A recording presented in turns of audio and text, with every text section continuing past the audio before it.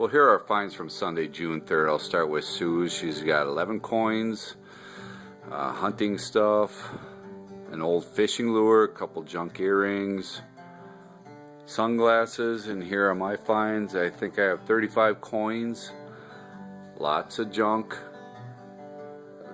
fishing lure, part off a boat, Hot Wheel, one religious medallion, another medallion that's has mother of pearl in it, junk earrings, a 1945 quarter, a silver ring, another silver ring, and then after 3 hours I got a 14-karat gold men's wedding band with a few stones in it. I believe they're diamonds. They're pretty small, but it's the gold that counts. It's a neat little ring, and usually takes a while before you find good stuff, but you know, after 3 hours of finding all this stuff, this is what makes it all worthwhile.